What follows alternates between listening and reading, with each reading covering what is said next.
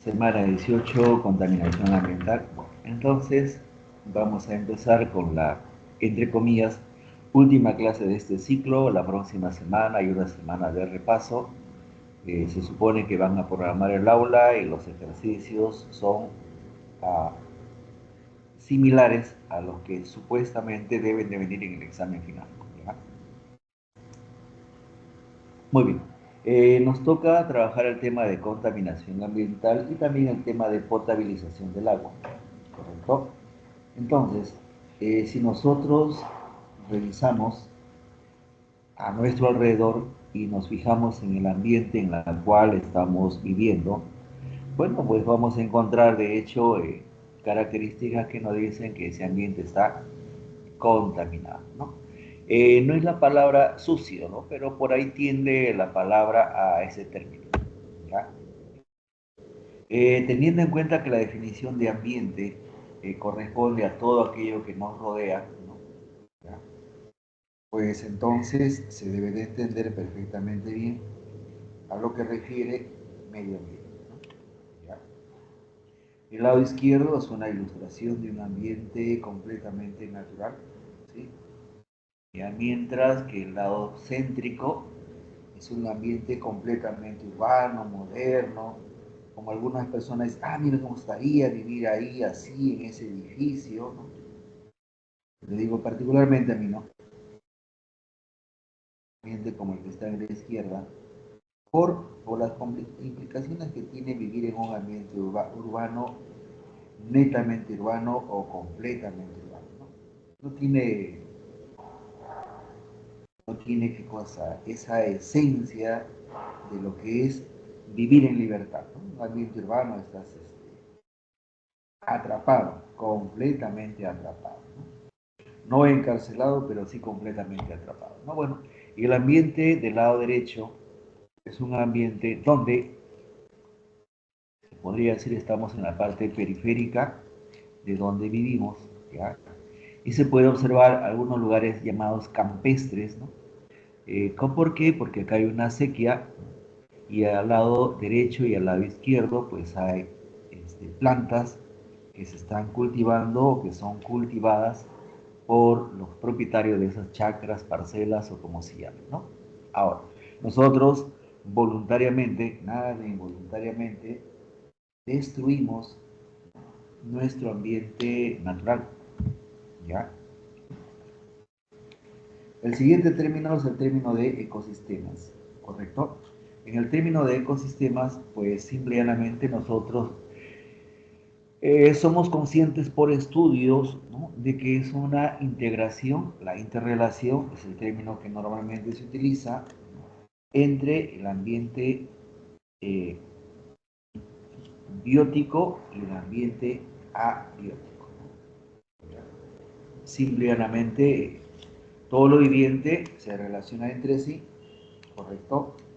Y todo lo no viviente también se relaciona entre sí y entre ambos van a interactuar, ¿no? Este dibujito es un dibujito para niños, un motorhongo, un pato, una anguila, bueno, artrópodos y pescaditos que están ahí integrándose en un ambiente, ¿no?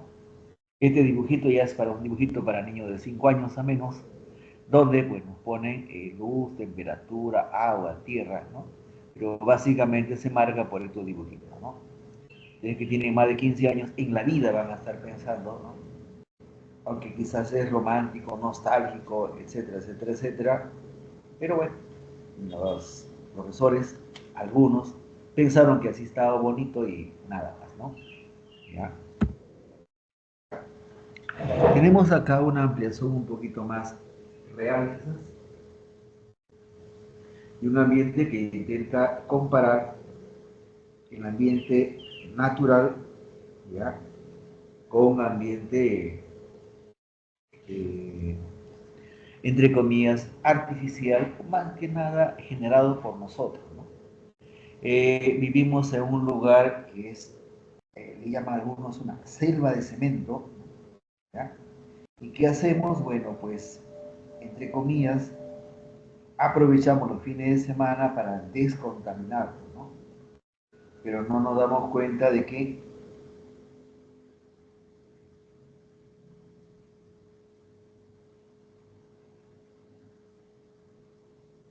no nos damos cuenta que, un ratito por favor,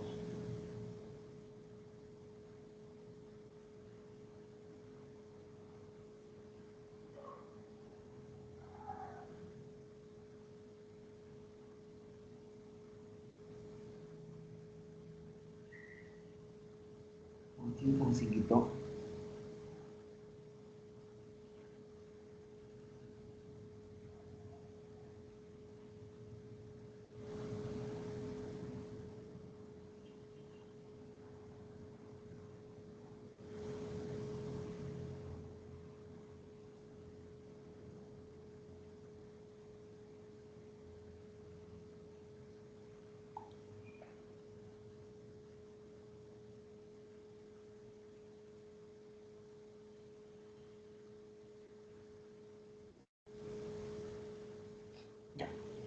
Entonces, el famoso zoológico de Huachipa, ¿qué hacemos? ¿No? Le quitamos la libertad a un animalito y nosotros somos los espectadores, ¿no?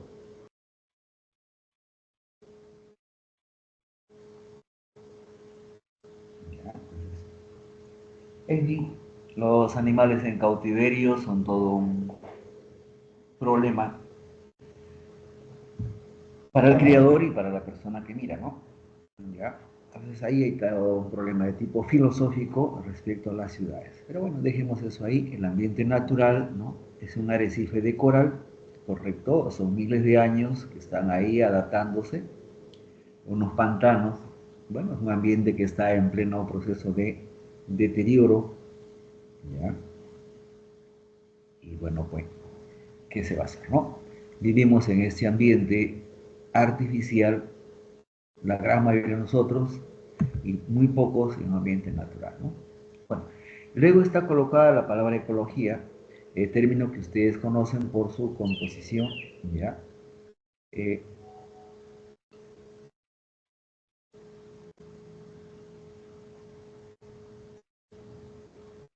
¿Ya? Y entonces, eco, casa, logos, conocimiento, ¿no? ¿Ya? Es el, bueno, estudio de nuestro papel, función de cada animal viviente en la naturaleza, ¿no? ¿Ya?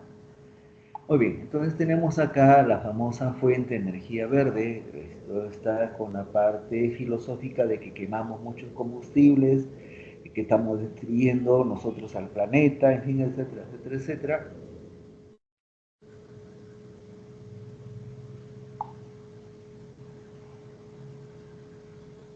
Pero sin embargo nadie hace nada, ¿no?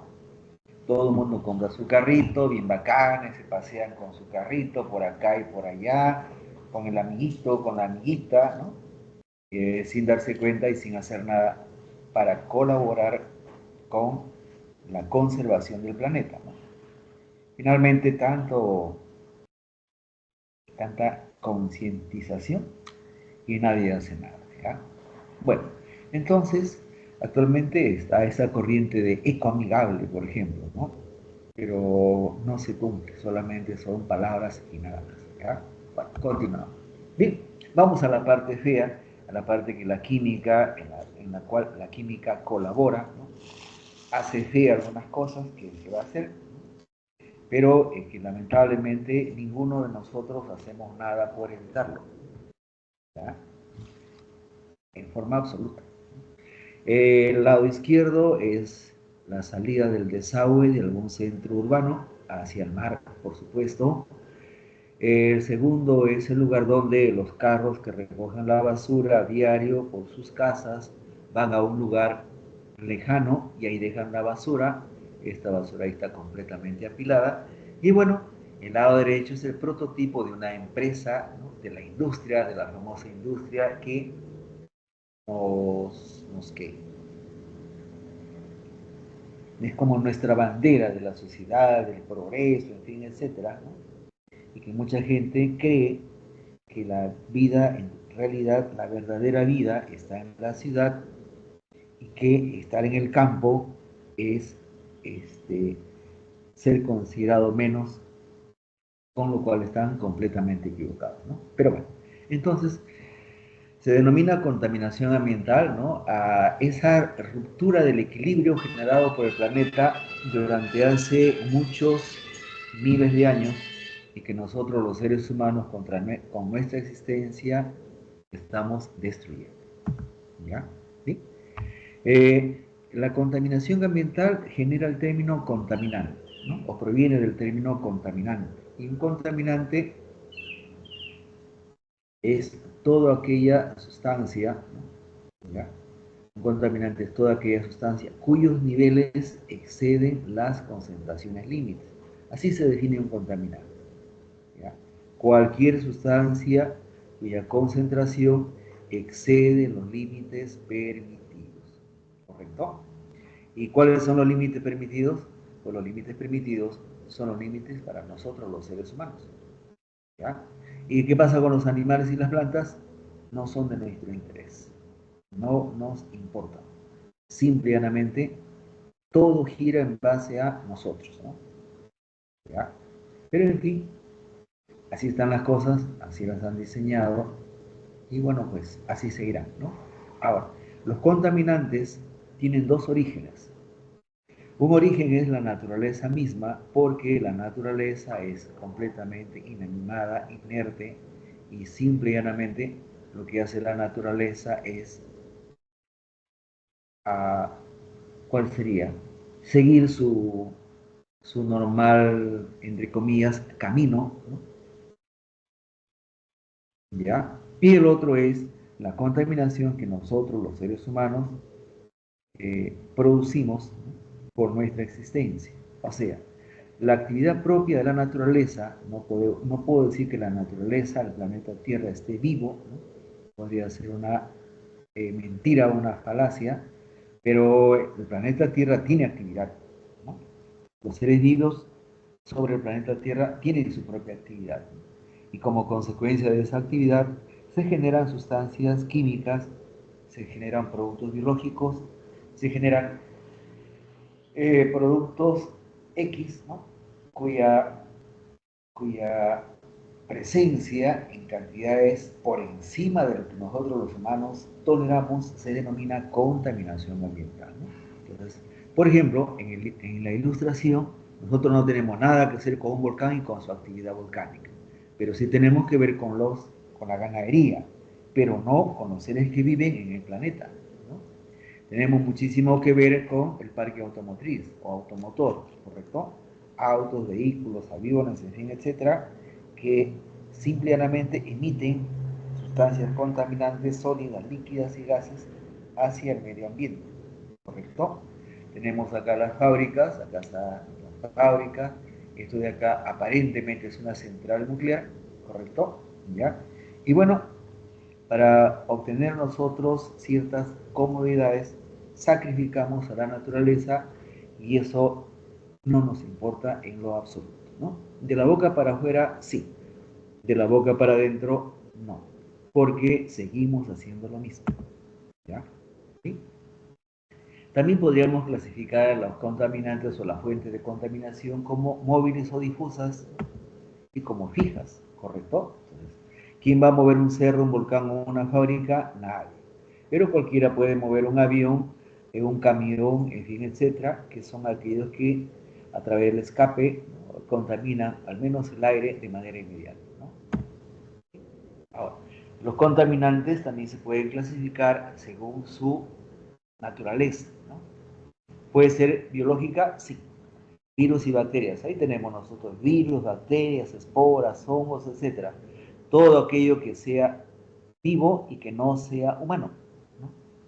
Física, el ruido, las ondas electromagnéticas, el calor, también, ¿sí?, es otra forma de contaminación. Química, por supuesto. Emitimos al medio ambiente diferentes tipos de compuestos, ¿ya?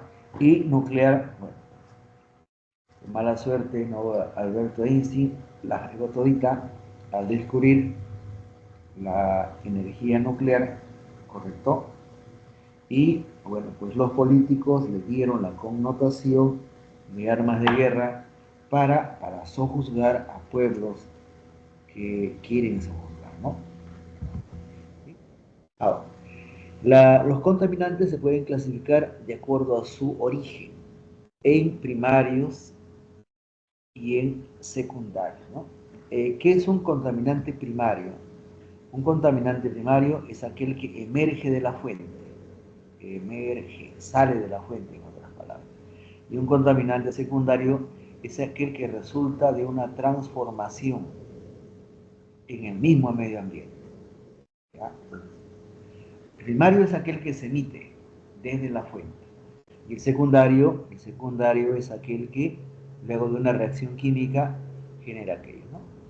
Acá está, por ejemplo, la parte de actividad industrial del ser humano a través del parque automotor, de la minería, de las industrias propiamente dichas, de los incendios forestales, generan contaminantes como monóxido de carbono, dióxido de carbono, anhídrido sulfuroso, óxido de nitrógeno, residuos llamados compuestos orgánicos volátiles, y en el aire, en el medio ambiente, se transforman en contaminantes secundarios, tales como el ácido sulfúrico, el ácido nítrico, el ozono, el peróxido metilo, etcétera, etcétera, etcétera, el famoso PAN para algunos, ¿no?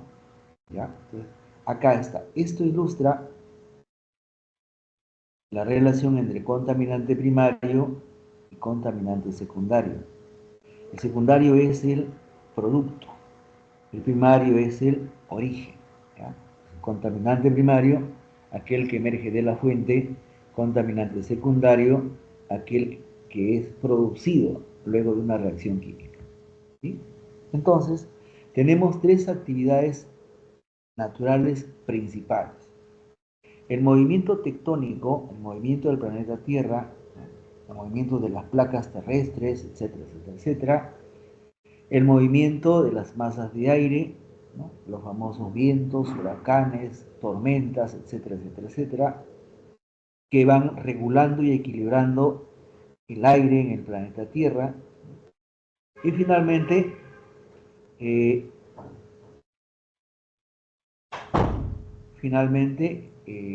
eventos como un incendio forestal, ¿no? Ustedes saben que los incendios forestales ocurren en la gran mayoría de cosas de manera natural. Nadie, absolutamente nadie, va a un bosque, bueno, se supone, ¿no? Que nadie va a un bosque a incendiarlo porque no le gusta el bosque, o porque quiere poner una empresa ahí, o porque quiere adueñarse del terreno, ¿no? Eso está, entre comillas, negado, aunque pudiera ser posible, ¿correcto? Pero una vez que empieza un incendio forestal, no hay forma de detenerlo. ¿Por qué? Porque no hay bomberos cerca, porque no hay agua, porque los animales quedan indefensos, todos esos hábitats se destruyen, ¿no? Pasarían varias décadas probablemente para que se reconstituya o restituya el equilibrio en un ambiente deteriorado por un incendio forestal o cualquier otra cosa, ¿no? Pero veamos ahora la parte química. La actividad de un volcán o erupción volcánica produce SO2, anhídrido sulfuroso. Las descargas eléctricas, ¿no?, producen básicamente dos tipos de productos. Uno es el ozono y el otro son los óxidos de nitrógeno. ¿Ya? El que se queme un material orgánico va a producir anhídrido carbónico y monóxido de carbono, ¿correcto? El primero es contaminante y el segundo es un tóxico bastante, bastante agresivo, por decir así. ¿Ya? ¿Sí? Ahora, ¿y qué hacemos nosotros, no?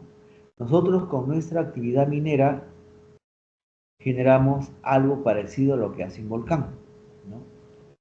¿Qué cosas generamos con la minería? Generamos SO2, relaves, y bueno, pues liberamos al ambiente metales pesados.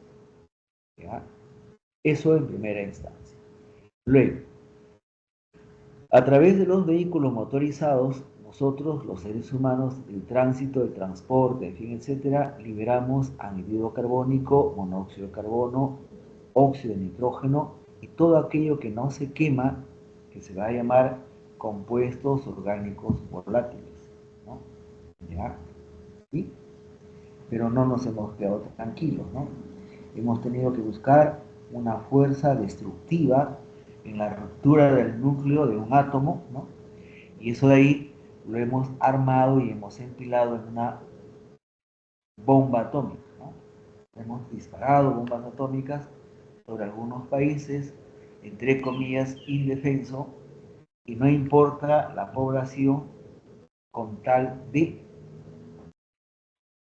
con tal de avasallar y esclavizar a la gente a través de sus pérfidos políticos, ¿no? El político por, entre comillas, hacer la paz,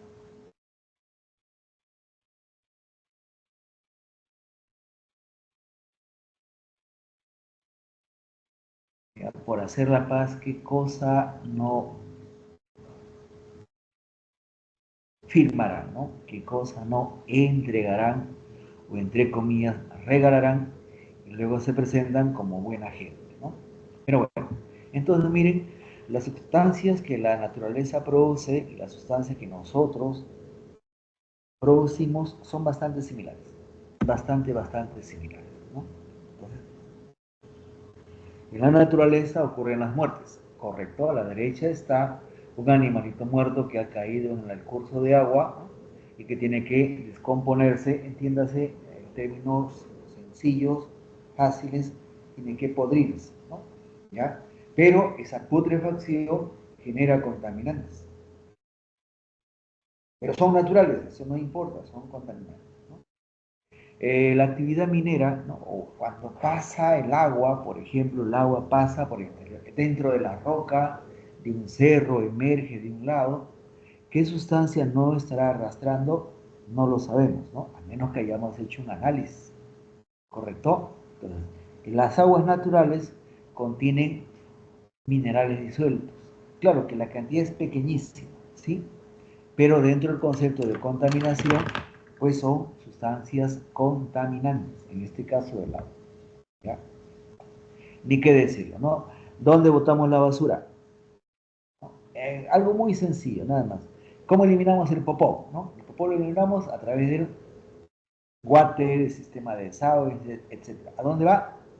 Al Océano Pacífico, ¿no? ¿Sí? Ahí están los famosos pantanos de Villa de la ciudad de Lima, ¿no? Que tienen las llamadas aguas servidas, ¿no? Aguas servidas o aguas de desagüe son sinónimos en este caso. ¿De qué color es? Oscuro. ¿Por qué? Por la putrefacción.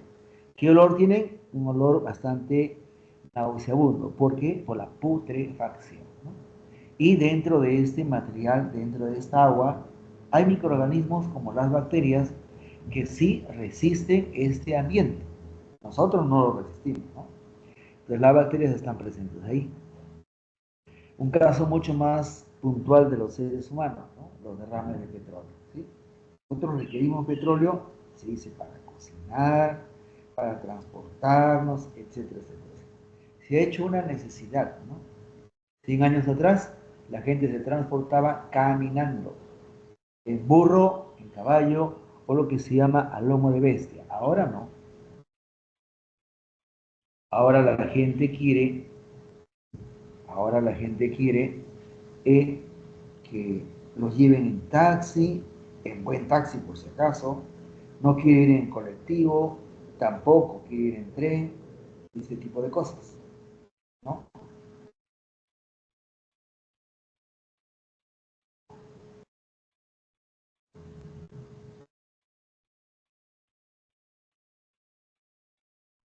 ¿Sí? Listo. Entonces, los derrames de petróleo han sido llamados, entre comillas, marea negra por el color típico o característico del petróleo, ¿no?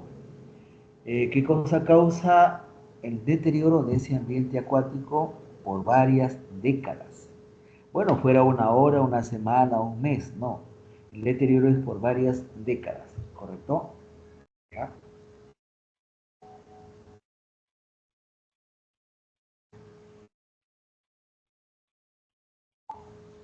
Bueno, seguimos, ¿no? Perfecto, acá. ¿Qué tenemos ahí? Una zona desértica. ¿Por qué? Porque no hay agua, obviamente. ¿Y qué pasa en la naturaleza cuando no hay agua, no? simplemente queda completamente erosionada. El viento, la temperatura, el sol se encargan de destruir la mayoría de formas vivientes. No solamente las ultra resistentes soportan la carencia casi total de agua. Al lado derecho tenemos, ¿no? ¿Qué pasa si se han construido su casita debajo de un lugar, de un yacimiento donde hay uranio, ¿no? Caballero nomás tendrán ustedes que recibir la radiación, ¿no? Que es, por supuesto, un evento completamente natural. ¿Ya? Bueno. Miren allá, eso es un lugar típico, característico, ¿ya? De las personas que han ido quizás por un taller, una mecánica, han pasado por algún ambiente donde se observa lo de la izquierda, ¿no? Es eso de color negro, petróleo, grasa, aceites, ¿sí? En fin. Y lo que está a la derecha, bueno, pues nosotros no queremos tener moscas en la casa, usamos Raid o Baygon, ¿no? No usamos un matamosca, no. Más efectivo, cansa menos, son los insecticidas, los pesticidas, ¿no?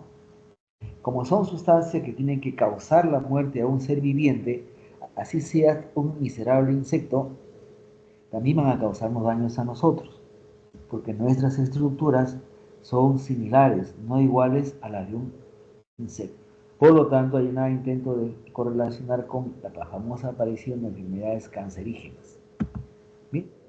Listo. Ahora, si nosotros recordamos, ¿no? ¿De dónde sale el SO2? Bueno, el SO2 sale de los volcanes, sale del tubo de escape de los automóviles, ¿sí? ¿Ya? Sale de quemar carbón, ¿correcto? ¿Ya? Y cuánto mineral con azufre o minerales sulfurados nosotros vayamos a emplear, ¿no? No me acuerdo si les hablé o no, el famoso carbón de piedra, ¿ya? El famoso carbón de piedra eh, es una piedra, como dice su nombre, ¿no? Es material orgánico, vegetal, fosilizado durante millones de años.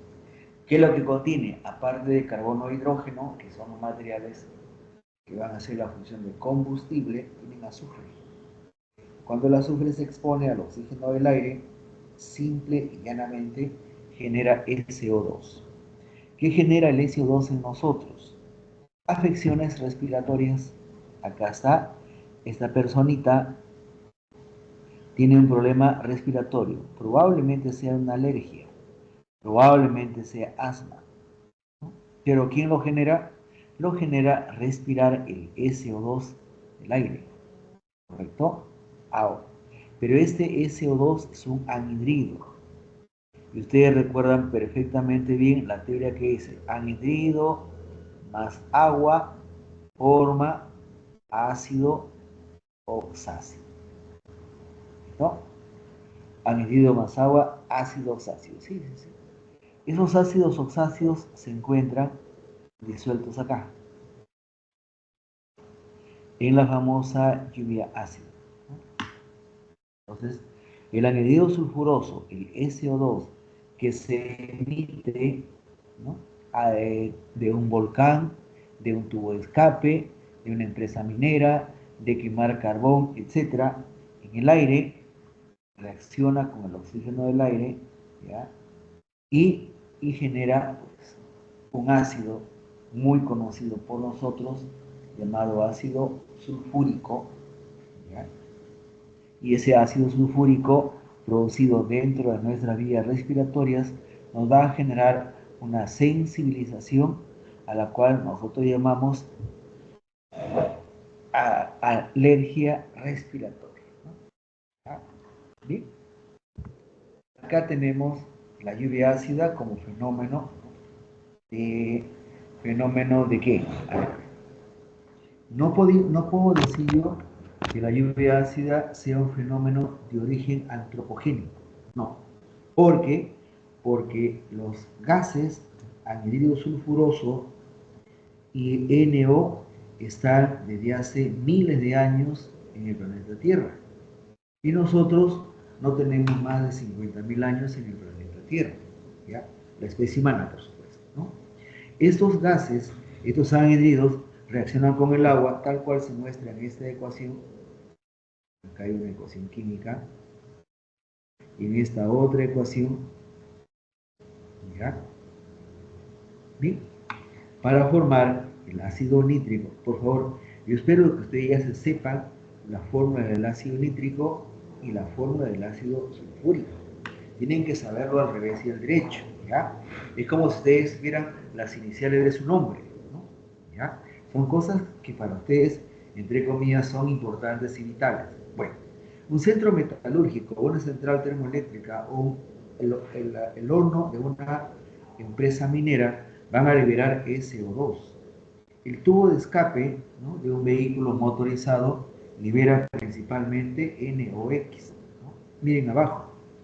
¿Qué se quema dentro de un motor? La gasolina, el GLP, el GNV. Se quema como material combustible en una empresa, en una fábrica, pues carbón de hulla, antracita y otro tipo de combustible, ¿no?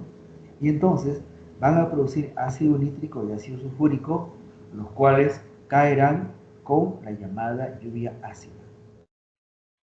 Estas son las consecuencias. Recuerden, la consecuencia de la lluvia ácida, ¿ya?, no es otra cosa que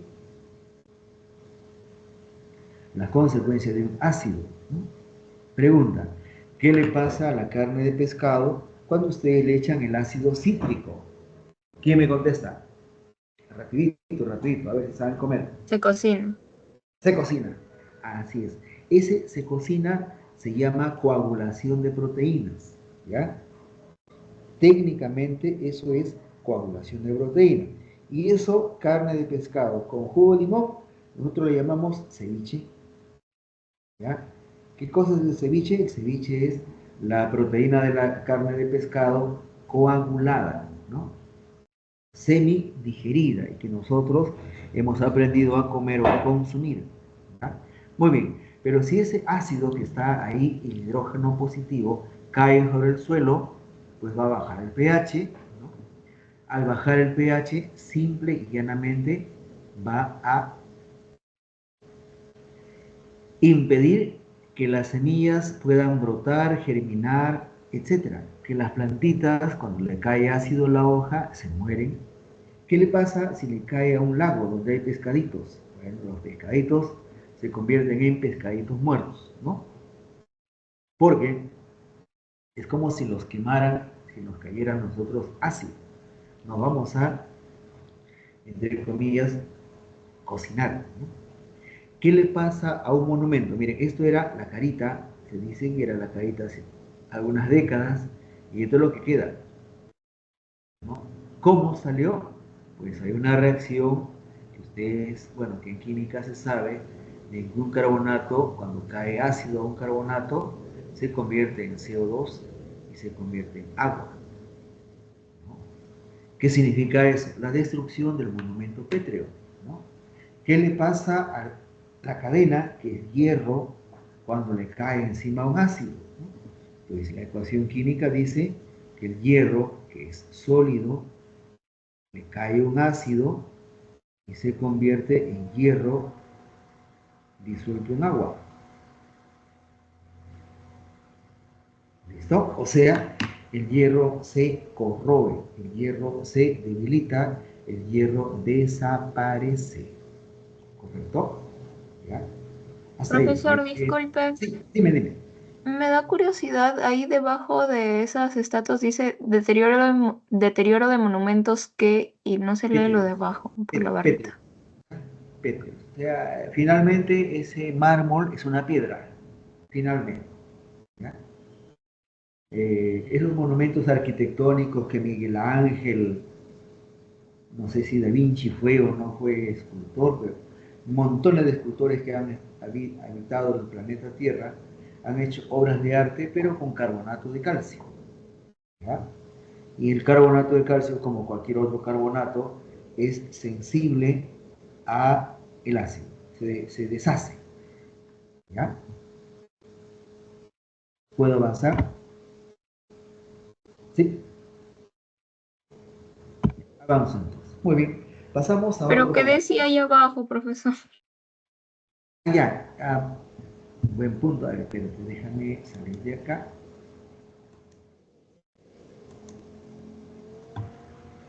Contiene carbonato de calcio. Deterioro de los monumentos que contienen caliza, carbonato de calcio. ¿Está? Gracias. Ya. Muy bien. Ustedes saben perfectamente bien, así como yo, que respiramos aire, ¿no? Y que el aire es una mezcla de dos gases, principalmente el nitrógeno con el oxígeno. Listo. También se sabe que el nitrógeno con el oxígeno no reaccionan entre sí, ¿ya? En condiciones, en condiciones ordinarias. ¿Listo? Pero en condiciones extraordinarias, ¿correcto? Cuando las condiciones son diferentes, en otras palabras, puede haber una reacción, ¿ya? Puede haber una reacción en la cual ocurre la siguiente ecuación química. Nitrógeno más oxígeno en presencia de la corriente eléctrica y en presencia del calor, ojo, Q es calor, acuérdense, me va a dar óxido de nitrógeno. ¿Quiénes son estos óxidos de nitrógeno? El NO, el NO2, el N2O4, el N2O3, el N2O5, el N2O, etc. Hay un montón de fórmulas del nitrógeno. ¿Listo? Muy bien. Entonces, esos óxidos de nitrógeno delineados o representados, ¿no? Por esto de acá, cuando un anhidrido, es un anhidrido, reacciona con el agua, hemos dicho que va a generar un ácido oxácido. Este ácido oxácido se llama ahora ácido nítrico. Muy bien. En un ambiente urbano cochino, como la ciudad de Lima, ¿no? ¿Ven? Ese colorcito gris, que ojalá se vea bien, y ligeramente amarillento naranja, ese es el aire contaminado que los que habitamos en la ciudad de Lima respiramos. Todavía cuando venimos acá a San Juan de Lurigancho, yo vivo en el centro de Lima, todavía los que vivimos acá en San Juan de Lurigancho respiramos aire menos contaminado, ¿no? Si estuviéramos en la punta del cerro, el aire estaría mucho menos contaminado todavía, ¿no? Pero bueno, cuando ese aire contaminado contiene específicamente esta sustancia química, NO2, se habla de smog fotoquímico. ¿Listo? Entonces, el smog fotoquímico es el ambiente, es el aire contaminado con todo, agua, polvo, hidrocarburos, etcétera, etcétera, etcétera, y NO2. Tiene que haber NO2. ¿Ya? ¿Sí? Y entonces se forma una especie de neblina que respiramos todos aquellos que estamos en la ciudad de Lima. ¿Ya? Dentro de esa neblina también existen los COB. Los COB son los compuestos orgánicos volátiles. ¿Ya? Acuérdense que hemos revisado en química orgánica que la mayoría de compuestos de un carbono e inclusive de dos carbonos pueden ser gases. ¿Ya? Pero bien, esos ácidos que salen del SO2 y del NOx son justamente los generadores, ¿no? Los ácidos que van a estar dentro de la llamada lluvia ácida. ¿Ya? Dentro de esa lluvia ácida. ¿Sí? Voy a avanzar. ahí está algo que es complicado de entender, pero fácil de escuchar, ¿no? ¿Cómo se genera el smog? No, ¿qué reacciones ocurren en un ambiente contaminado con smog fotoquímico, ¿no? Bueno, ahí está el centro, el NO2, que está acá. Con el agua va a darme ácido nítrico, ¿sí? Eso ya se dijo. Sin embargo, este NO2 pudiera descomponerse, liberando NO más oxígeno, sumados van a dar NO2. Pero cuando el oxígeno está presente así, es recontra agresivo, ¿no? Es como aquel joven, hombre o mujer borracho, que cuando ya está borracho se pone peleandero, ¿no? Él quiere pelear con todo el mundo, él o ella quiere imponerse, yo tengo acá la razón, bueno, ¿para qué toma, no? Muy bien, cuando este NO2 y este oxígeno se encuentran, pueden atacar absolutamente a todo.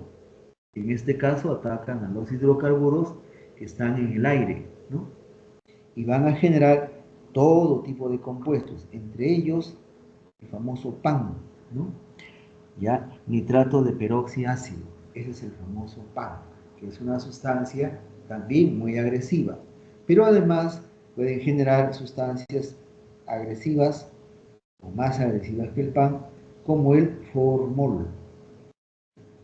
¿Ya? El formol se genera ahí. ¿Sí? Hacia el lado derecho está el papel que genera el NO2, ¿ya? En la formación de ozono. Acá está, se está formando ozono. A nivel del suelo, vale decir, en la troposfera, no debe haber ozono, no debe haber, ¿no? Cuando hay ozono en la troposfera, estamos en un ambiente no solamente contaminado, sino también el ambiente es corrosivo, ¿ya? Y entonces, pues tenemos ahí ciertos problemas de salud cuando el ambiente es corrosivo inclusive.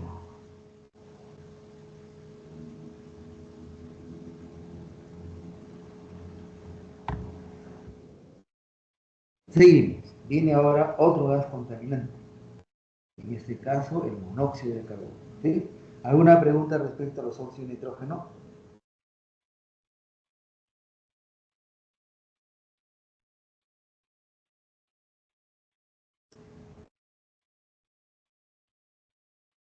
¿Aló? ¿Se me fue la señal? Todo claro, profesor. Ahí. Hablemos ahora del monóxido de carbono. ¿Listo? El monóxido de carbono es un gas. El monóxido de carbono es producto de la combustión incompleta de cualquier material orgánico.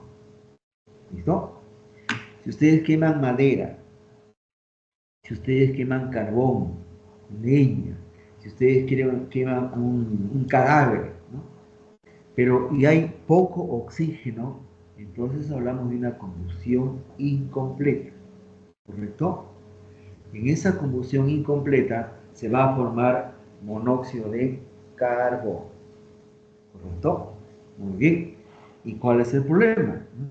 Ninguno, excepto que el monóxido de carbono va a buscar al hierro de la hemoglobina de un ser vivo, por ejemplo nosotros los humanos, o de cualquier otro animal que tenga hemoglobina, y se va a unir covalentemente a él, ¿no? En este enlace que está acá, este es un enlace covalente. Y entonces, cuando dos elementos, dos átomos se unen por enlace covalente, forman una sustancia muy estable. ¿Qué se logra con esto? Con esto se logra que la hemoglobina, a través del hierro, cuya misión es transportar gases como el oxígeno y el anhídrido carbónico, cuando se encuentra con el monóxido de carbono, pues simple y llanamente se bloquea. En castellano, la hemoglobina queda inservible, o sea, ya no puede realizar su función de transportar oxígeno y de transportar anhídrido carbónico o CO2. ¿Listo? ¿Y qué pasa si ya no transporta ni oxígeno ni CO2? El individuo puede morir por asfixia. ¿Listo? Entonces, y la cantidad de monóxido de carbono que sale a través del tubo de escape es una cantidad bastante considerable, bastante importante. Por lo tanto, ¿ya? Repito, es posible generar, ocasionar la muerte. Si ustedes por A o B, ¿no? Bueno, actualmente ya no, hasta hace un tiempo se encendían velas por múltiples razones, ¿no? Algunas personas todavía dicen que prender una vela, qué romántico es, ¿no? Bueno, no enciendan muchas velas y cuando enciendan velas, procuren que las ventanas estén abiertas para que los gases puedan circular. Si ustedes se quedan en un ambiente con muchas velas prendidas, ¿ya?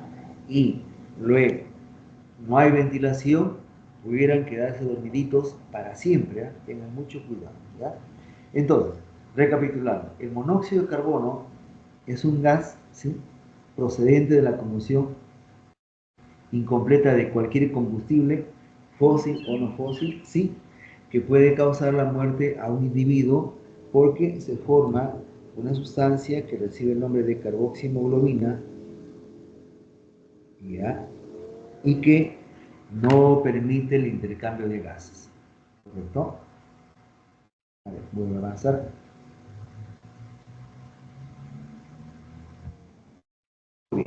Un segundo contaminante es el anhídrido carbónico. ¿Ya? El anhídrido carbónico o dióxido de carbono es también un gas que se produce pero por combustión completa. Entonces acá está la diferencia. Esta es una combustión completa de cualquier combustible, absolutamente cualquiera, cuando hay exceso de oxígeno, ¿ya? Para que haya una combustión completa, tiene que haber oxígeno en cantidad abundante, ¿correcto? El mejor ejemplo es la cocina a gas. Ustedes tienen su cocina en su casa, posiblemente cocinen, y la llama de la cocina a gas es una llama azul. Bueno, el color de la llama me indica que la combustión es completa, ¿ya? ¿Sí? Y entonces, pues simple y llanamente, yo ahí tengo la manera de reconocer. Ahora, ¿qué ventajas tiene que yo produzca la combustión completa o la combustión incompleta? La ventaja la tiene la combustión completa. Cuando uno cocina con una llama azul, uno obtiene una gran cantidad de calor, mucho más calor que cuando uno cocina con una llama de la vela o de la leña. ¿No? ¿Ya? Ahora, recuerden que el CO2 no solamente procede de la combustión de combustibles fósiles, no. Cualquier material, nosotros mismos, como seres vivientes, exhalamos CO2, producimos CO2, ¿correcto? Si quemamos gas, si quemamos leña, si quemamos carbón mineral, si quemamos plumas, si quemamos cabellos, en fin, etc., y la llama que sale es llama de color azul, entonces estamos frente al anhídrido carbónico. Pero, ¿y es importante el anhídrido carbónico? Y la respuesta la sabe. Por supuesto que sí. ¿No? ¿Qué tan importante? Bueno, el CO2 es importantísimo porque tiene la particularidad de retener, ¿ya?, radiación calórica, o en castellano, retiene el calor, ¿ya? ¿Qué significa eso? Simplemente que es capaz de mantener tibio un ambiente, o en lenguaje mucho más coloquial, puede mantener calientito un ambiente. Y es lo que hace cuando eh, se retiene la radiación infrarroja en el planeta Tierra. ¿Ya? Este esquema intenta mostrar algo de eso. Este es el Sol, ¿no? Que en el lenguaje nativo peruano era el dios Inti, y era Dios porque le daba la vida a la gente que vivía ahí. Si el Sol no estuviera, la gente se moriría de frío, por lo tanto el Sol era el dios. Ustedes saben que la radiación calórica del Sol es la radiación infrarroja que calienta la superficie de la Tierra durante el día. Pero durante la noche, este calor que ha ganado la Tierra debería de disiparse, debería de perderse hacia el universo. Pero este colchón de nubes que pueden ver acá, que intenta representar la manera como se retiene la radiación infrarroja, no permite eso. Entonces, el calor que debería de escaparse regresa, y esa es una cosa buena y una cosa mala a la vez. Buena cuando se habla del efecto invernadero, ¿sí? Sin este efecto invernadero nosotros no estaríamos vivos. Y mala cuando ese efecto invernadero está sobrepasando el límite tolerable. O sea, hablamos de un sobrecalentamiento global. ¿Correcto? ¿Ya? El llamado efecto invernadero ha sido generado, ya que estamos hablando de la masa de gases llamada aire, ha sido generado por gases. A esos gases se le llama gases de invernadero o gases de efecto invernadero. ¿Correcto? ¿Cuáles son esos gases? Acá está la lista. El anhídrido carbónico, el agua, el metano, el N2O, los clorofluorocarbonos y el ozono. ¿No? Esos son los gases de efecto invernadero. ¿Ya? Antiguamente solamente decíamos que era CO2 y agua, ¿no? Sin embargo, ya se ha expandido esto completamente explicado. El metano es un producto, es un gas que también retiene el calor, los óxidos de nitrógeno también, el ozono también. Y entonces esos gases se encuentran afortunadamente para nosotros y al mismo tiempo desafortunadamente para nosotros en la llamada troposfera. Y ahí retienen la radiación calórica que debería de escaparse hacia el espacio, ¿no? ¿Ya? Bien, el gráfico tiene que ver con eso. ¿Quiénes son los gases generadores del efecto invernadero? Anhídrido carbónico, agua, metano, óxido de dinitrógeno, los clorofluorocarbonos y el ozono. ¿Ya? Bien, continúo. Muy bien. ¿Cuáles son las consecuencias del sobrecalentamiento global, ¿no? Ahorita nosotros estamos normalmente acostumbrados a un ambiente más cálido, ¿no? Y de noche, entre comillas, nos pelamos de frío, ¿cierto? Ya están en la casa estudiando con las manos frías, la nariz fría y los pies completamente helados, ¿no? Bueno, esa variación de temperatura que estamos viviendo, que estamos entre 15 y 14 grados, ¿no? Algunas veces dicen que hemos llegado a 12, son parte de esta alteración del clima acá en Perú. ¿Sí? ¿Y cuáles son, entre comillas, estos? Uno, el aumento del nivel de agua en los océanos, ¿correcto? ¿Ya? El nivel de agua en los océanos debe haber aumentado más de 1 metro, probablemente más de 1 metro, ¿no? Y entonces está sumergiendo muchas cosas, ¿ya? El aumento de los desiertos, ¿no? Si no hay agua, ¿no? Entonces la vida, absolutamente todo desaparece. Pero ¿de dónde viene esa agua? Bueno, esta agua viene del deshielo de los glaciares, de los nevados, etc. Pero como el planeta Tierra tiene su propia regulación tiene su propio equilibrio, tiene sus propios movimientos, independientes del ser humano. Afortunadamente la Tierra no obedece a ningún presidente, no sea ni Biden ni ningún otro, ¿no? Menos todavía a la usurpadora presidenta, ¿no? Imagínense, he visto con asombro cómo critican lo que ocurre en Venezuela. Los congresistas le han dado carta abierta a esta señora que ha matado cerca de 80 personas durante su gobierno. Tienen que haber dado ella permiso. En fin, las cosas dicen que los sinvergüenzas no se reconocen, ¿no? Bueno, le decía que ese excedente de agua que está ahorita en el planeta Tierra, en la Tierra se autorregula. ¿Y cuál es la manera de autorregularse de la Tierra? Una de las maneras es esos movimientos de aire a grandes velocidades llamados huracanes, ¿no?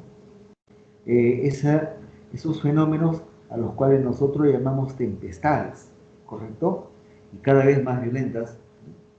Ustedes ven a través de la televisión o de la internet cómo ese tipo de eventos está ocurriendo ahora. ¿Ya? Está ocurriendo, ¿no? Bueno, ¿alguna pregunta hasta ahí? Supongo que ninguna. Muy bien, pasamos ahora a otro tipo de contaminante. Un contaminante que inicialmente no se vio como contaminante, pero ahora se sabe de un papel bastante importante en el deterioro del ambiente del planeta Tierra. Nos queda un consuelo. ¿Cuál es el consuelo? Dice el refrán, mal de muchos, consuelo de sonsos, ¿no? ¿Cuál es el consuelo? El consuelo es que nosotros hemos creado solitos a los fluorocarbonos o freones, ¿no? ¿La naturaleza no los creó? No, la naturaleza no los creó. Nosotros, los seres humanos, con nuestro conocimiento, hemos creado a los fluorocarbonos o freones. ¿Para qué los creamos, no? Bueno, la historia es bien bonita. La historia dice que durante la Segunda Guerra Mundial, al acabarse el hierro para construir armas, vehículos, tanques, etcétera, la mirada de los gobiernos de los norteamericanos fue hacia la química. Le dieron la orden a los especialistas en química, tienen que crear una sustancia tan dura, tan resistente como el acero, pero tan fácil de moldear como el plástico. ¿Cuál fue el resultado? El resultado fueron los CFCs, el clorofluorocarbonos o freones, ¿correcto?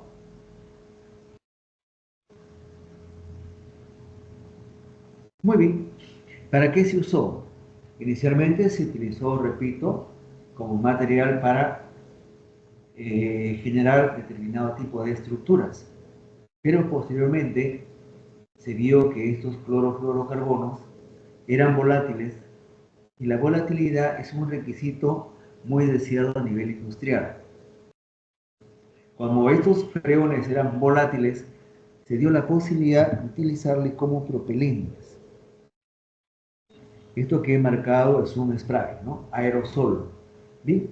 Y tiene que tener un líquido en la parte interna, un líquido que al presionarse apenitas arriba, ¿ya? El líquido haga que esto salga así, en forma de spray, ¿no? Y ahí, exactamente ahí, funcionaban muy eficientemente estos CFCs. Entonces, en base a eso se le da una aplicación para el aire acondicionado y para las unidades de refrigeración o refrigeradoras, ¿ya?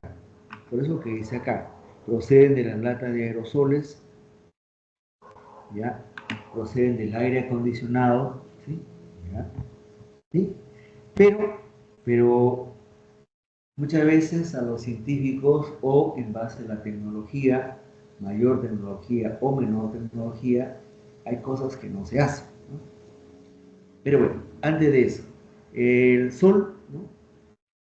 El Sol envía para nosotros diferentes tipos de radiaciones, entre ellas los rayos X los rayos ultravioleta, los rayos infrarrojos, los rayos del llamado visible, ¿ya? Envía para nosotros los rayos. Ahora, dentro de ello, los rayos menos dañinos se llaman rayos ultravioleta. Pero los ultravioleta también tienen, entre paréntesis, una especie de orden o jerarquía. Los ultravioleta A son los más dañinos, los B son los menos dañinos y los C, no, al revés, estoy mal. La A tiene mayor poder de penetración, B y C tienen menor poder de penetración, ¿ya? Pero los C son los más dañinos. Afortunadamente, la llamada capa de ozono retiene C y B, principalmente, y deja pasar A, que no es muy dañino a nosotros, ¿no? Pero eso fue antes. Con esta destrucción parcial de la capa de ozono, pues llega a nosotros rayos ultravioletas A, B y C, y pues están deteriorando a nivel celular, están alterando muchos equilibrios, ¿ya? Entonces, acá tenemos radiación ultravioleta A, B y C, ¿no? ¿Y qué está pasando? Pues están ocurriendo cierto tipo de reacciones a consecuencia de esto. ¿Cuál es un tipo de reacciones, no? Esta especie que tiene un puntito acá se llama radical libre.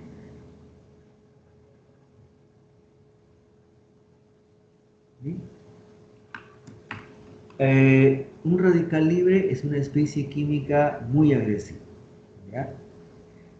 Un radical libre es como ¿qué? Como un Rambo suelto, ¿no? Disparando a todo el mundo, ¿ya? Esa es más o menos la idea de un radical libre, ¿correcto? ¿Ya?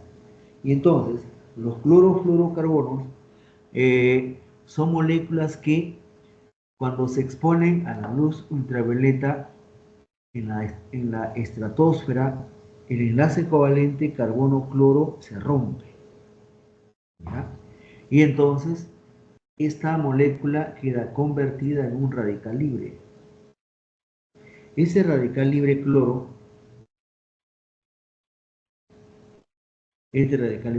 ataca al ozono y lo convierte en oxígeno. Como oxígeno no nos sirve y queda así. Ahora, este oxígeno a su vez se descompone en oxígeno atómico. El oxígeno atómico a su vez es atacado por el radical libre que está en la parte anterior, convertido en oxígeno molecular, y nuevamente se libera un radical de cloro. Y esto de acá vendría nuevamente aquí. ¿Listo? Bien. Y entonces, dada esa secuencia, la pregunta sería, ¿y esta serie de reacciones cuándo acaba? Y la respuesta triste es, ese conjunto de reacciones no acaba. ¿Ya? Esas reacciones no van a acabar. Son reacciones de tipo catalítico, ¿no? Y entonces, ¿cuál es la consecuencia, no? La consecuencia es el deterioro o destrucción parcial y paulatina de la capa de ozono, ¿ya? Paulatinamente se va destruyendo la capa de ozono, ¿sí? Muy bien, entonces recapitulando. Los clorofluorocarbonos en la estratosfera rompen su enlace carbono-cloro, convirtiéndose en radicales libres. El radical libre de cloro es aquel que ataca al ozono, convirtiéndolo en oxígeno gaseoso. El oxígeno gaseoso en un ambiente agresivo se convierte en oxígeno atómico.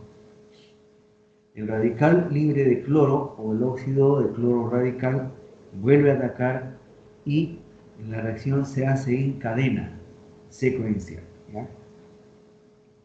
Entonces, de esta forma es que nosotros estamos tratando de explicar la destrucción paulatina y cada vez mayor de la llamada capa de ozono, ¿ya?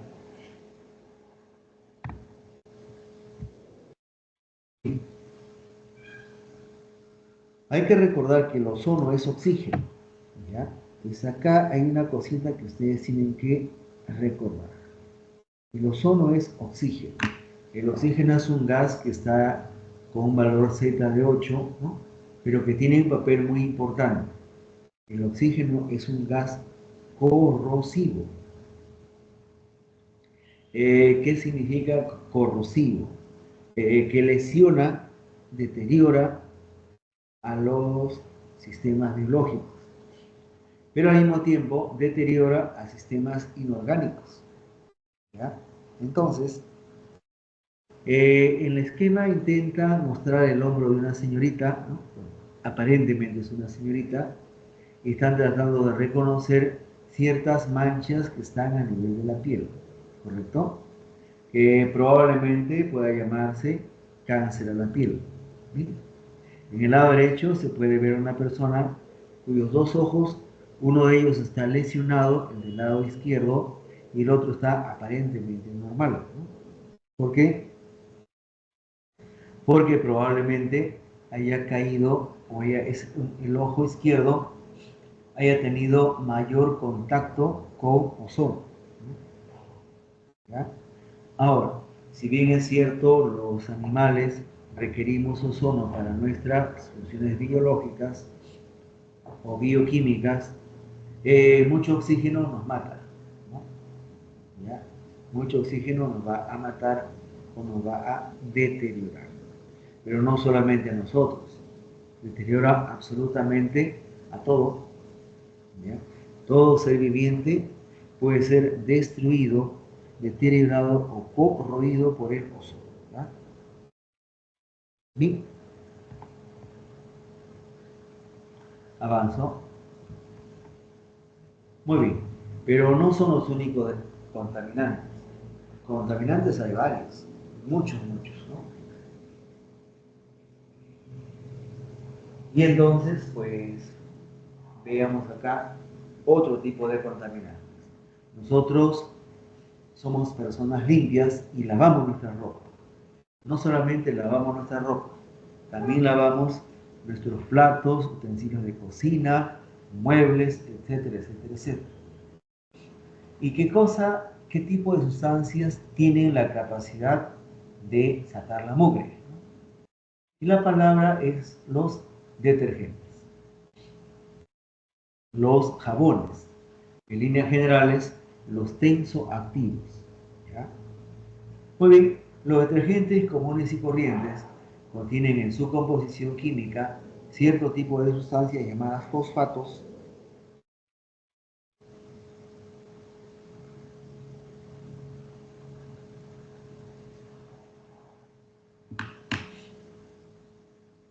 Los fosfatos tienen justamente esa capacidad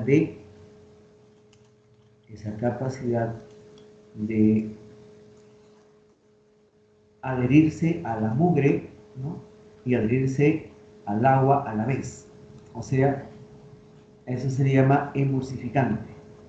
Eso se le llama tensoactivo. ¿Listo? Y entonces nosotros por eso lavamos mucho más rápidamente con detergentes, un poquito menos eficientemente con el jabón, aunque el principio es el mismo. Muy bien. ¿Cuál es la consecuencia del exceso de detergentes en la naturaleza, ¿no? La consecuencia es un fenómeno llamado eutrofización. La eutrofización es un fenómeno que tranquilamente puede definirse con la palabra pudredumbre o deterioro de un ambiente eminentemente acuático. ¿Bien?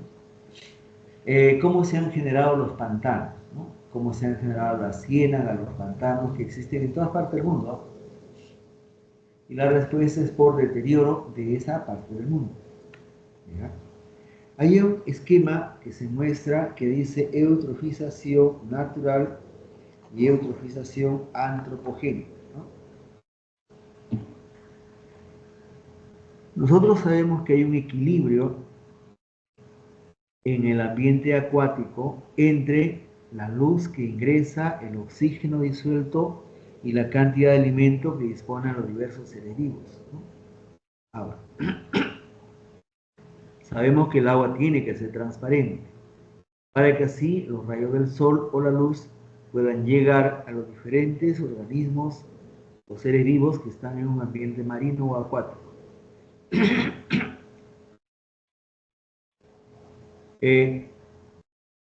Los peces básicamente viven casi en la superficie, mientras que hay peces que también habitan en menor cantidad en las aguas profundas. Y en la superficie del suelo marino, por supuesto, o del suelo de un lago, de un río, existen formas microscópicas, bacterias u otros que están viviendo ahí, que están alimentándose ahí, ¿sí? Bueno, cuando este equilibrio se altera, entonces empieza a proliferar tanto los organismos fotosintetizadores o algas microscópicas empiezan a aumentar en cantidad, ¿sí? Y van a impedir que la luz pase hacia la parte del fondo. ¿Y qué pasa en un lugar donde no llega la luz? Pues todas estas células se van a morir. ¿Y qué va a pasar con sus cuerpos? Pues sus cuerpos se van a podrir, ¿no? O, dicho en lenguaje coloquial, se van a descomponer, ¿correcto? Cuando el cuerpo de un animal o vegetal se empieza a descomponer, empieza a producir ácidos. ¿Listo? Esos ácidos van a atacar principalmente al líquido o al agua, pero también pueden atacar a todo tipo de material. ¿Sí? Entonces, cuando este proceso se hace muy rápido o muy acelerado, significa que el ambiente acuático va a destruirse muy rápidamente. ¿Ya? Ahí dice, por ejemplo, la eutrofización antropogénica se debe a la adición de iones nitrato provenientes de los fertilizantes y iones fosfato provenientes de los detergentes. ¿Cuál es la consecuencia? Se va a producir una disminución en la concentración de oxígeno, con lo cual aumenta la DBO. DBO significa demanda biológica de oxígeno.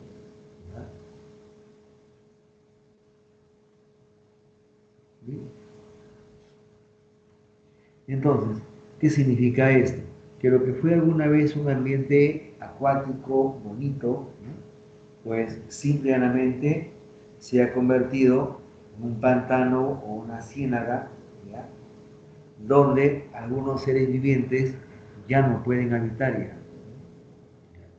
Entonces, los cocodrilos, los caimanes, sí habitan en un ambiente acuático tipo pantano, pero otros animales no. ¿Sí?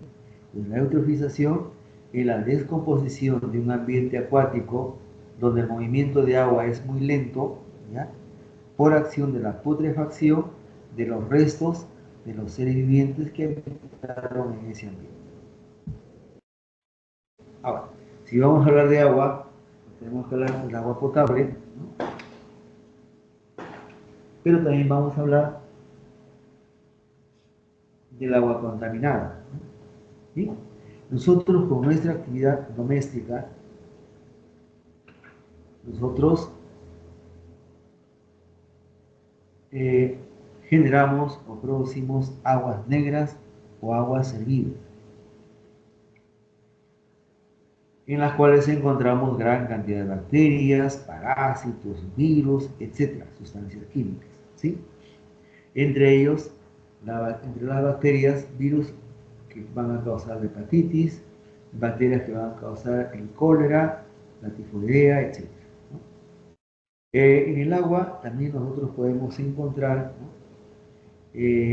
Hidrocarburos procedentes de un derrame provocado o accidental. También vamos a encontrar las espumas, los cianuros, los metales pesados, ¿sí? Y también vamos a encontrar lo que acabo de decir, ¿no? El exceso de fertilizantes que son lavados por justamente las aguas de regadío, ¿no? ¿Sí? Si nosotros hablamos de la contaminación del suelo, al suelo van a ser contaminados por dos grandes grupos de contaminantes. Uno, los contaminantes sólidos, y dos, los contaminantes líquidos, ¿no? Ya que ellos se van a quedar absorbidos por el suelo, ¿sí? ¿Ya?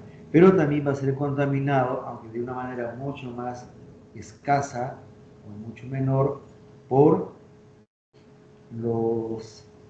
las personas que cuidan sus cultivos con la presencia de agroquímicos de manera correspondiente, ¿sí? Pero si nosotros regresamos al tema de agua, el agua es vital para que nosotros podamos vivir, ¿no? El agua es vital no solamente para nosotros, también para la naturaleza. Y la pregunta es, ¿podemos tomar cualquier tipo de agua? Y la respuesta categórica es no. Nosotros tenemos que tomar agua potable, ¿no? Uno de los seres más débiles de este planeta somos nosotros. No podemos tomar agua contaminada porque nos morimos. ¿Ya?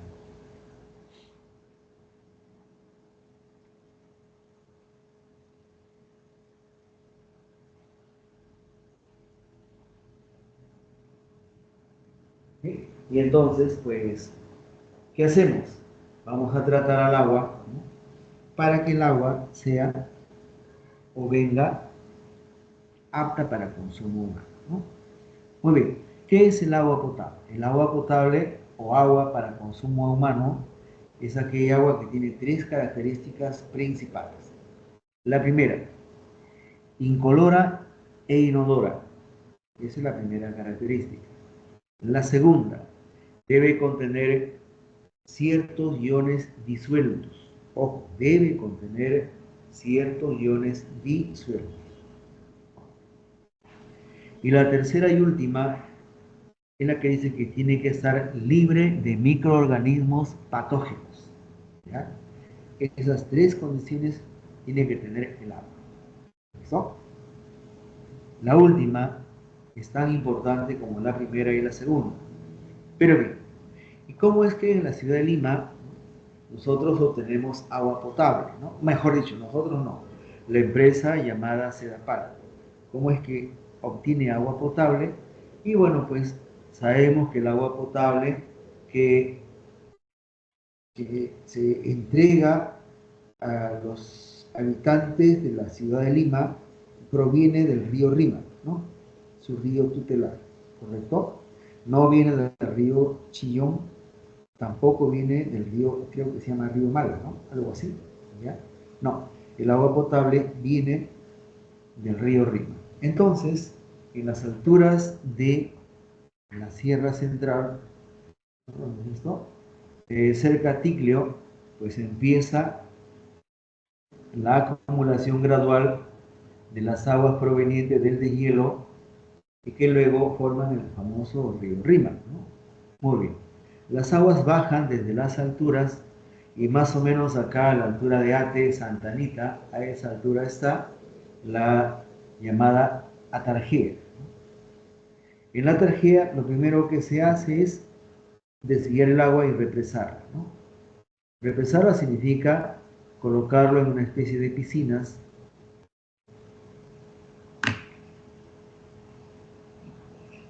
¿Listo? Y colocarlo en una especie de piscinas para que no se pierda eso. ¿Sí? Pero antes de represarla, se le somete a un cribado, ¿no? Cribar es similar a decir colar en nuestro ambiente doméstico, ¿no? Tamizar también se le puede llamar, pero como pasa por unos huecos a los cuales se le da el nombre de cribas, el nombre mucho más adecuado es cribado. Muy bien. ¿Con qué? Con la finalidad de retener los sólidos de gran tamaño, ¿no? ¿Ya? Entonces, ¿qué pasa? Si una rama está en el agua, pues la criba no lo deja entrar, ¿no? Si hay una zapatilla vieja que está en el agua, la criba no la deja pasar, ¿no?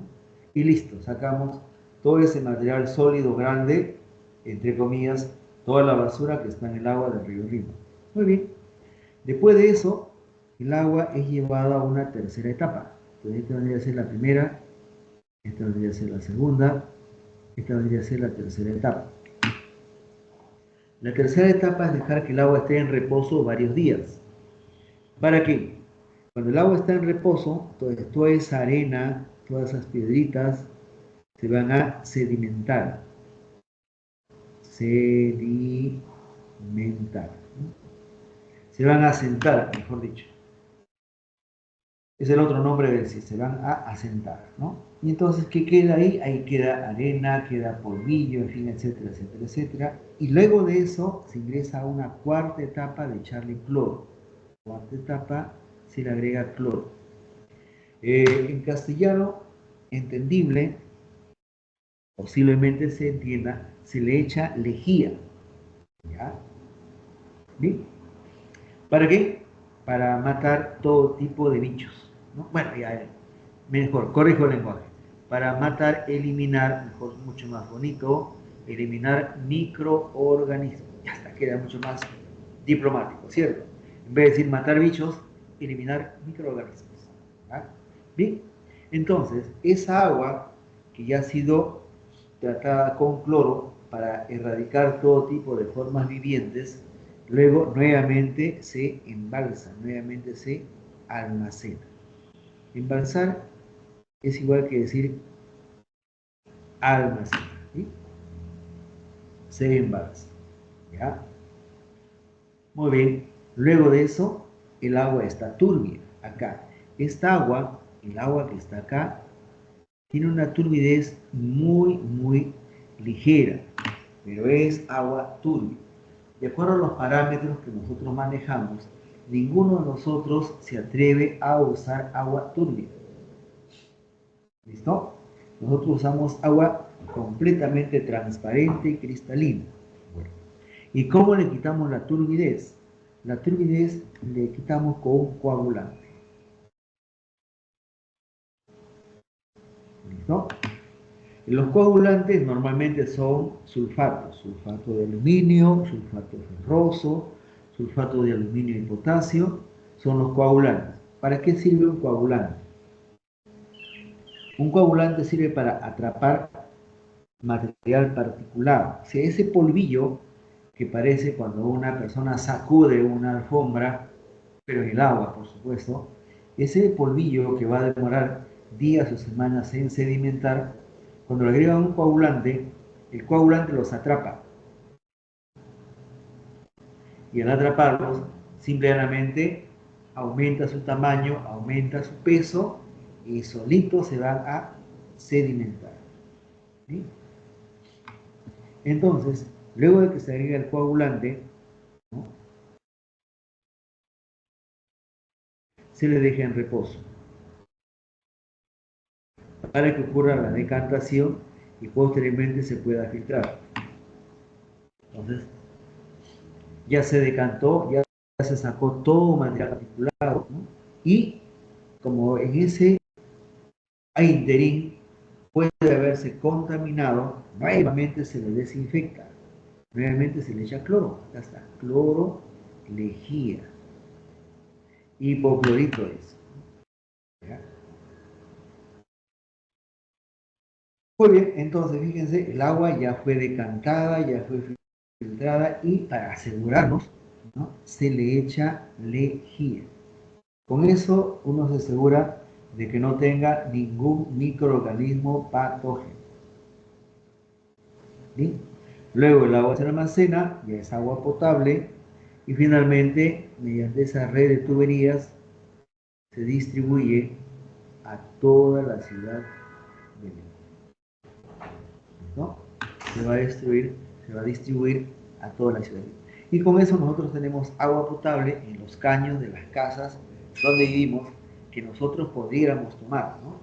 Pero la gran mayoría de ustedes no sabe tomar agua de caño, ¿correcto? Porque las personas que venden agua San Luis, Cielo, San Mateo, etcétera, les han metido miedo para que ustedes compren su producto. ¿Sí? Entonces, de que pueden tomar agua de caño, todo el mundo puede tomar agua de caño, ¿no? Pero prefieren comprar su botellita de agua a un sol 50, entre comillas, creyendo de que es agua, que no es agua de caño, ¿no? ¿Ya? Bueno, entonces el proceso de potabilización del agua tiene como objetivo hacer agua para consumo humano. Pero si Sedapal nos entrega agua que la gente no quiere tomar, entonces ¿para qué le pagamos agua a Sedapal? ¿Ya? Entonces la gente debería tomar pues su agüita San Luis, San Carlos, San Mateo, Loa, creo que es la última agua, Vida, en fin, etcétera, y listo. ¿Sí? ¿Alguna pregunta? Profesor, ¿Sí? Sí, fuerte, fuerte. ¿Y qué se hace con esos coágulos y contaminantes que extraen del agua al momento de potabilizarlo? Ah, ya no, se colocan en compartimientos diferentes, ¿no? Vienen a ser como una especie de polvo o arenilla que se separa y luego se da un tratamiento diferente, ¿ya? Entonces, en la tarjeta tienen diferentes compartimentos. Todo ese material que sale acá, por ejemplo, está en el punto 3. Estos lodos que quedan acá son de tierra completamente idónea y alimenticia. Puede ser perfectamente componente para una chacra. Pero los que salen acá en el punto 7, eso sí ya no. Esos tienen otro tipo de componentes químicos. ¿Ya? Lo del punto 3, sí. Esos lodos que vienen en el agua del río, ¿no? Tienen pues todo aquel material que pudiera aprovecharse en una chacra, en una parcela, en un jardín. Yo asumo que la gente de Sedapal lo vende, ¿no? ¿Ya? Yo asumo eso. ¿Sí? ¿Alguna pregunta? Paso Y de ahí servicio. donde dice coagulación, dice eliminación de la turbidez mediante la formación de coágulos, los cuales precipitan. ¿Qué precipitan? A ver, ¿tú has visto la neblina que hay en Pasamayo? ¿En qué parte de Lima vives? San Isidro. Oh, bueno, también San Isidro sabe tener neblina de vez en cuando en las noches, ¿cierto? Muy bien. Imagina esa cosita blanquita que no te permite ver con claridad, esa es la neblina, ¿no? Ahora, imagínate que a esa neblina tú le echas algo y se convierte en copos de nieve. Pregunta, ¿qué le pasa a la nieve que está en el aire? ¿A dónde va? Al suelo. Al suelo, ¿no? Han visto la película ya. Al igual que yo han visto los dibujitos animados de congelados, ¿no? ¿Cómo se llama? Pero congelados es en castellano. Ah, ya. Ustedes lo conocen como Frozen, ya que ustedes son bilingües, ¿no? ¿Ya? Eso va al suelo. Igualito, igualito. Cuando coagula ese material particulado, demora unos minutos y se va a la base de este recipiente, que en realidad no es un recipiente, no es una piscina de varios cientos de metros de largo. ¿Ya?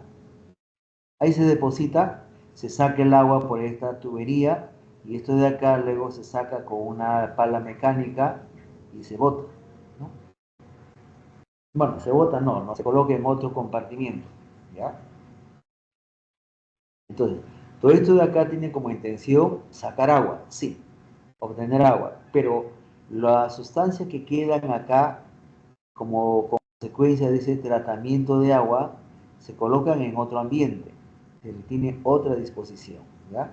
Las sustancias que quedan acá como consecuencia de esa sedimentación, a menos que me equivoque, estas sí se venden, completamente se venden, ya que viene a ser suelo adecuado para cultivo. ¿Ya? ¿Sí? Más o menos satisfecha la curiosidad. ¿O qué cosa no me Gracias. has querido ver? Ah, no, es que me da curiosidad esa palabra que dice ahí abajo, pero que su barra a la tapa. ¿Cuál es la palabra?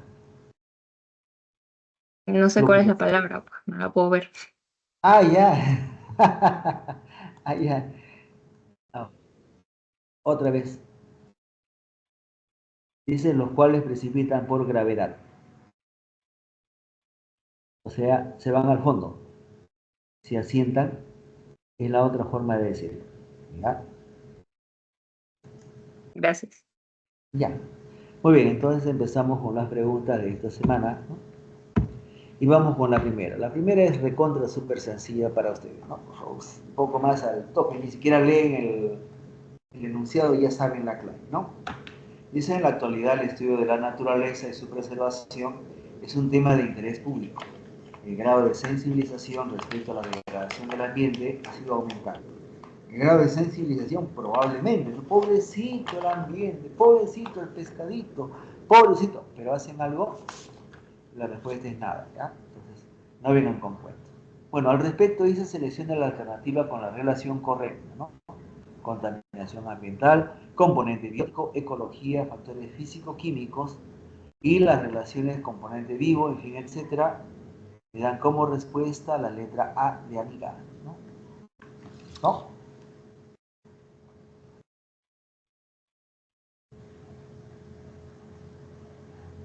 Bien, paso a la pregunta 2, a no ser que haya alguna pregunta, ¿no? Pregunta 2. La lluvia ácida es un fenómeno contaminante que se produce al combinarse el vapor de agua atmosférico con los óxidos gaseosos de azufre y de nitrógeno, formando ácido sulfúrico y ácido nítrico, que luego precipitan, afectando, por ejemplo, la calidad de los suelos, lagos, construcciones hechas por el ser humano. Al respecto, selecciona el valor de verdad, ¿no? 1. Los ácidos presentes en la lluvia ácida son contaminantes secundarios. Sí. ¿Por qué? Porque primero sale el SO2 o el NOx, ¿no? Entonces, ¿de dónde viene el ácido sulfúrico? Del SO2. ¿De dónde viene el ácido nítrico? El ácido nítrico viene del NOx. Entonces, el NOx es el contaminante primario y el SO2 también es el contaminante primario, ¿no?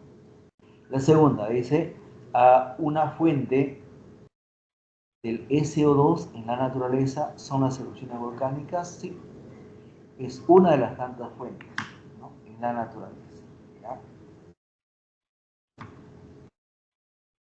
La tercera dice: la lluvia ácida afecta a los lagos aumentando el valor de pH. Cuando aumenta la concentración de hidrógenos, lo que se logra es bajar el pH, ¿ya? Acá dice aumentando el valor del pH y eso es falso. Disminuyendo, si es lo correcto, ¿ya? Entonces, yo tengo acá que en la pregunta 2, la respuesta tiene como clave verdadero, verdadero, falso, la letra B en la respuesta.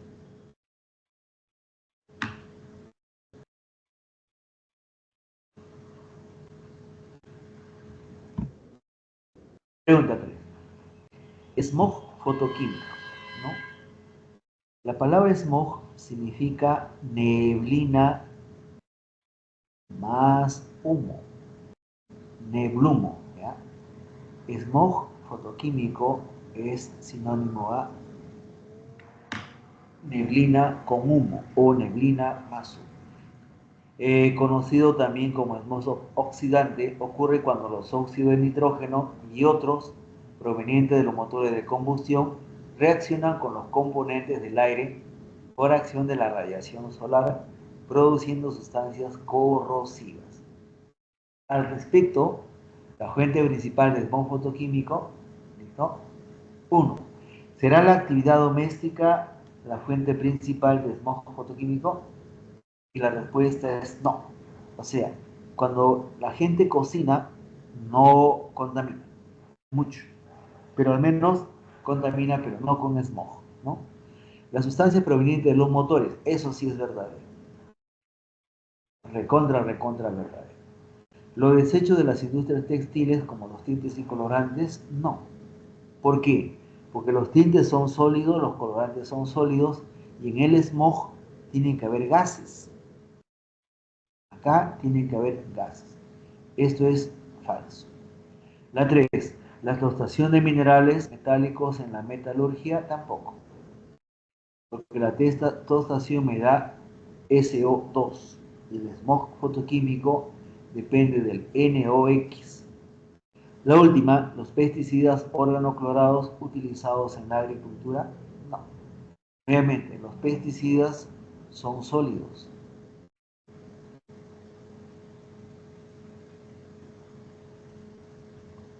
Los pesticidas van a ser sólidos. Entonces, ¿cuál es lo único que es correcto? Que las sustancias provenientes de los motores de combustión sí colaboran con el smog fotoquímico. ¿Vale? ¿Sí? La letra B es respuesta. Continuamos. Dice la pregunta 4. Los óxidos del carbono, CO y CO2, son contaminantes primarios que afectan tanto al ambiente como a la salud de las personas y pueden producirse por la combustión de sustancias orgánicas. ¿Sí?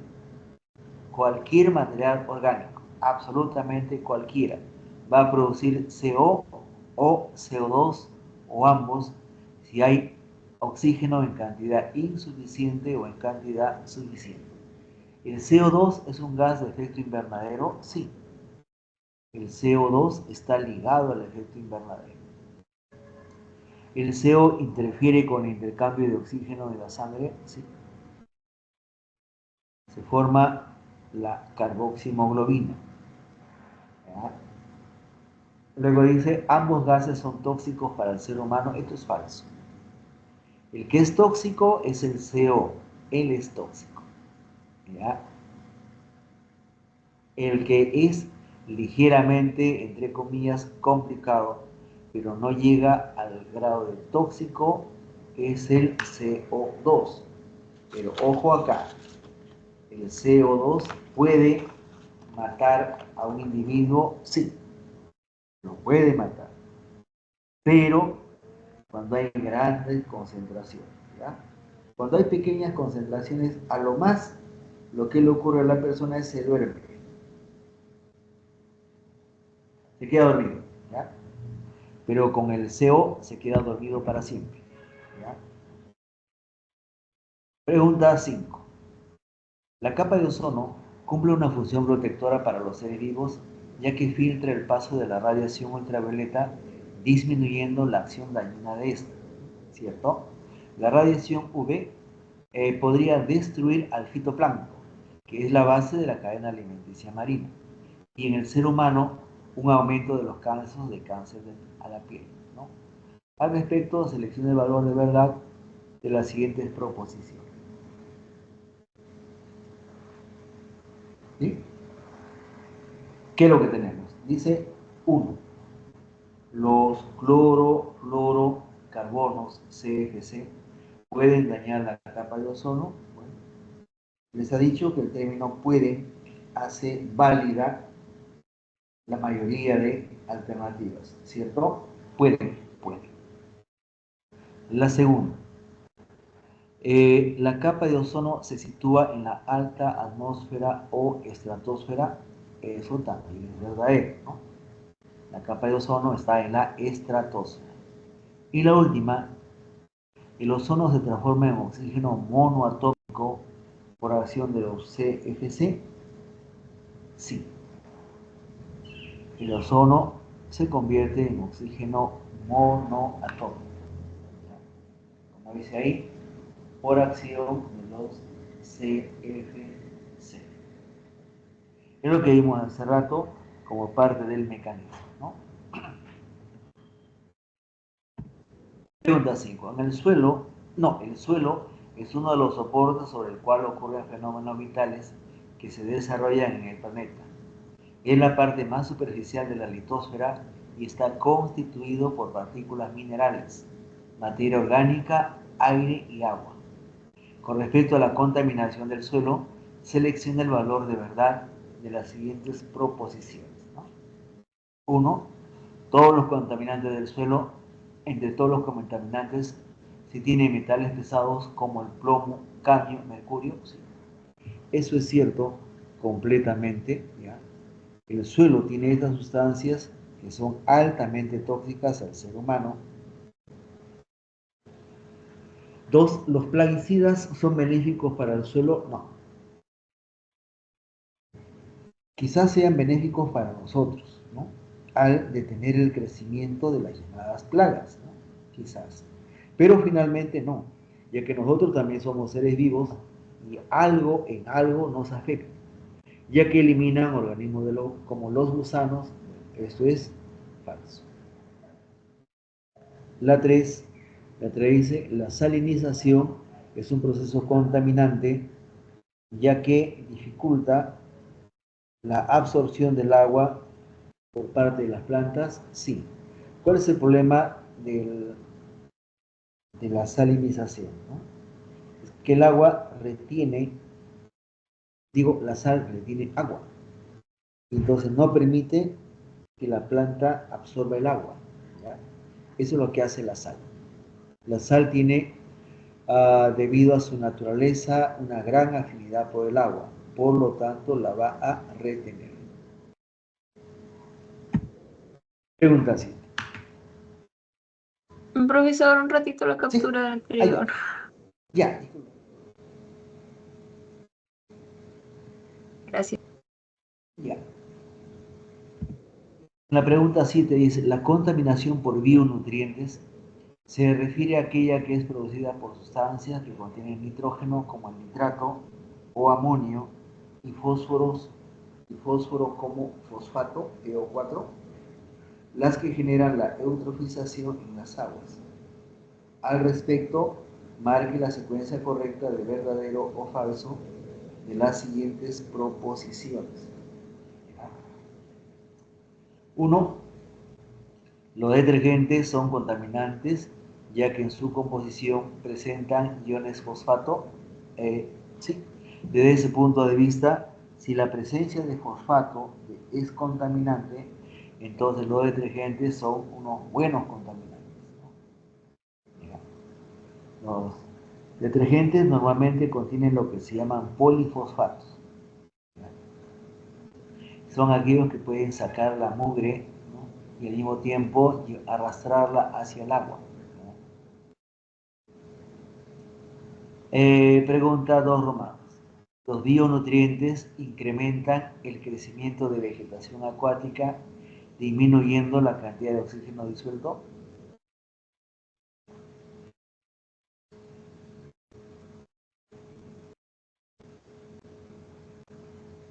Incrementan la vegetación acuática, eso es cierto.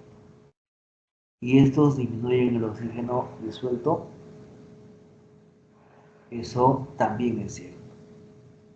¿Ya? La 3, la eutrofización de un lago puede dar lugar a la formación de pantanos o ciénagas en sus orillas. Eso es cierto, ¿no? Entonces, cuando el material orgánico que está dentro de un lago está en cantidades tan altas que los organismos que ahí viven no lo pueden descomponer, este material orgánico empieza a podrirse, ¿no? Si este material orgánico se pudre, pues simple y llanamente va a alterar este sistema.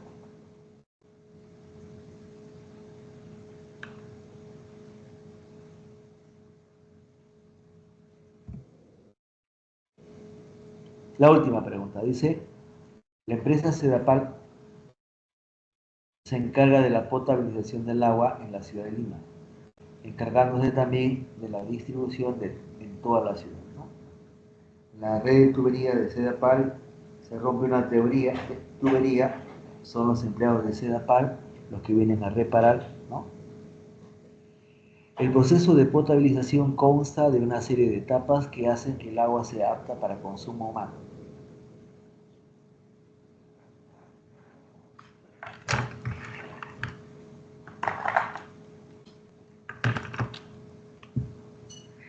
La sedimentación se lleva a cabo con el uso de sustancias coagulantes como sulfato ferroso y la respuesta es sí.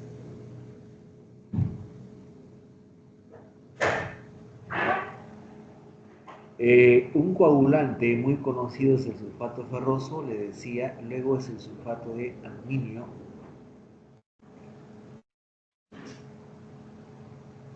¿Ya?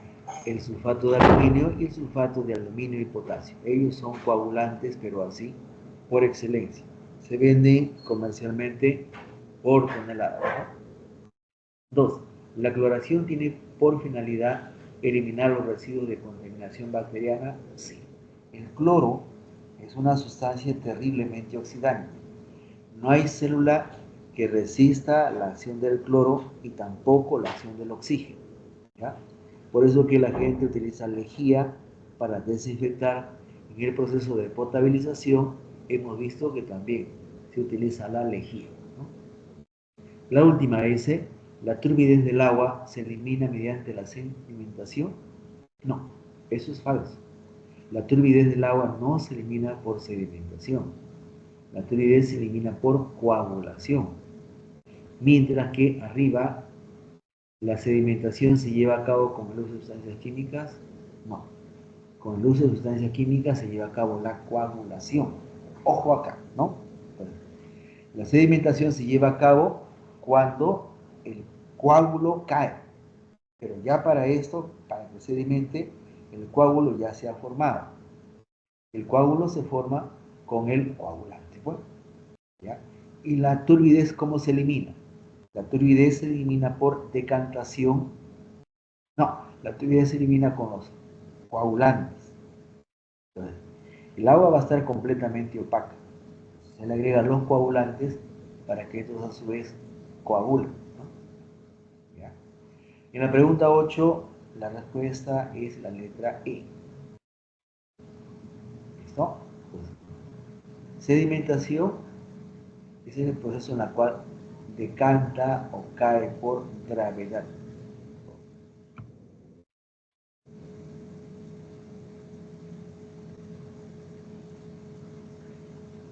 Mientras que la turbidez se elimina por coagulantes.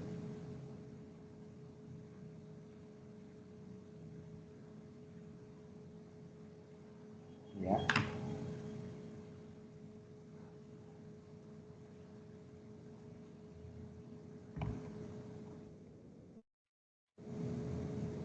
Muy bien. Las preguntas que están, entre comillas, para la casa tienen esta clave.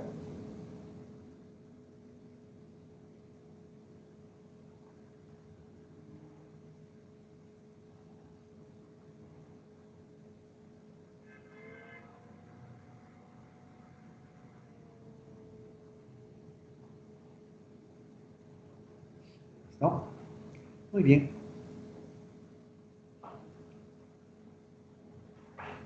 Gracias, profesor.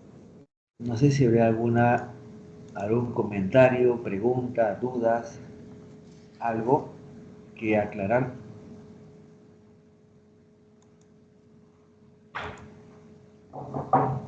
Ahí está lo que corresponde a los procesos de potabilización, ¿no? Y como se dice, lo primero que hay que hacer es apartar el agua, almacenarla en grandes tanques o piscinas. Antes de ello, simplemente tiene que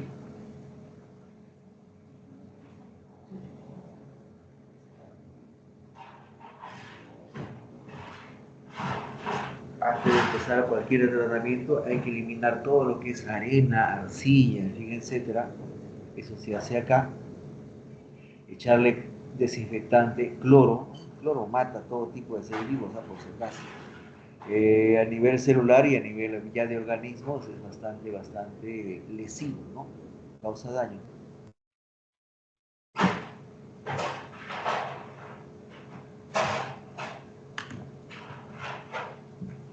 Muy bien, entonces ya estamos cerca a la hora, ¿no? A ver, entre comillas, unas palabras de despedida. A ver, no, mentira. Nos vemos la próxima semana, tengo entendido yo, ¿ya? Muy bien, entonces con Adriana, Alexis, Dave, Javier, Salomé, Melody, etcétera. Stephanie, gracias. Dana, nos vemos la próxima semana, ¿ya? Me retiro, cuídense, abríguense, ya, chao.